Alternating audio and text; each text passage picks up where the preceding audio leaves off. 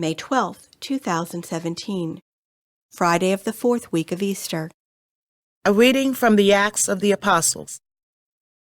When Paul came to Antioch in Pisidia, he said in the synagogue, "My brothers, children of the family of Abraham, and those others among you who are God-fearing, to us this word of salvation has been sent." The inhabitants of Jerusalem and their leaders failed to recognize him, and by condemning him they fulfilled the oracles of the prophets that are read Sabbath after Sabbath. For even though they found no grounds for a death sentence, they asked Pilate to have him put to death. And when they had accomplished all that was written about him, they took him down from the tree and placed him in a tomb.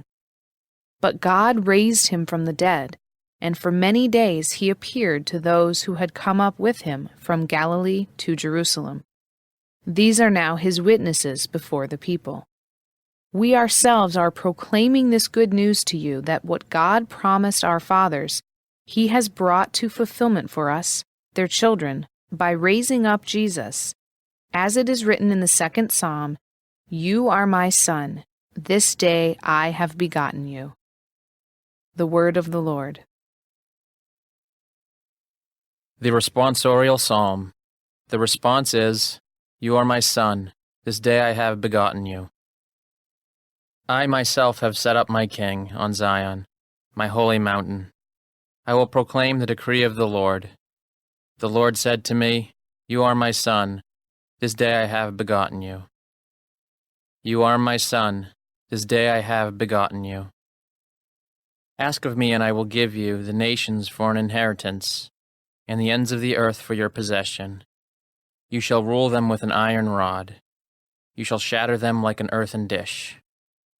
You are my son, this day I have begotten you.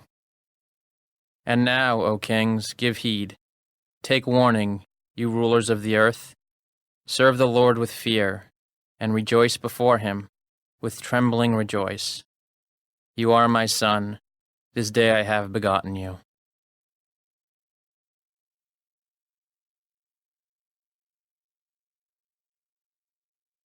A reading from the Holy Gospel according to John. Jesus said to his disciples, "Do not let your hearts be troubled. You have faith in God.